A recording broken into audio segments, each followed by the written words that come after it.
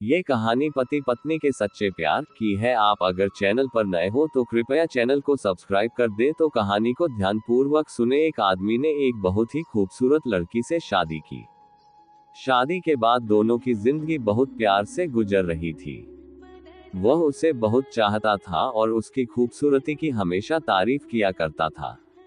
लेकिन कुछ महीनों के बाद लड़की चर्म रोग से ग्रसित हो गई और धीरे धीरे उसकी खूबसूरती जाने लगी।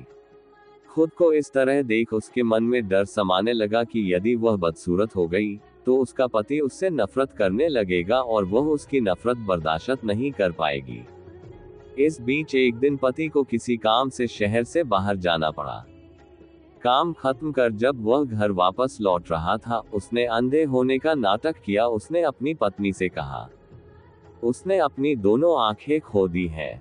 लेकिन इसके बावजूद भी उन दोनों की जिंदगी सामान्य तरीके से आगे बढ़ती रही।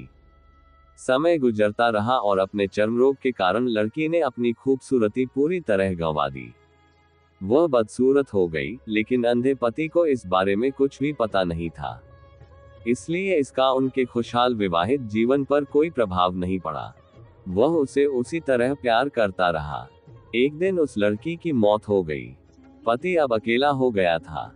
वह बहुत दुखी था। वह उस शहर को छोड़कर जाना चाहता था।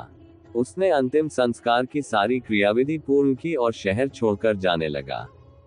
तभी एक आदमी ने पीछे से उसे पुकारा और पास आकर कहा, अब तुम बिना सहारे के अकेले कैसे चल पाओगे? इतने साल तो तुम्हारी पत्नी तुम्हारी मदद किया यूं करती थी।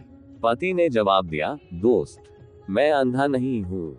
मैं बस अंधा होने का नाटक कर रहा था, क्योंकि यदि मेरी पत्नी को पता चल जाता कि मैं उसकी बदसूरती देख सकता हूँ तो यह उसे उसके रोग से ज्यादा दर्द देता। इसलिए मैंने इतने साल अंधे होने का दिखावा किया। वह बहुत अच्छी पत्नी थी।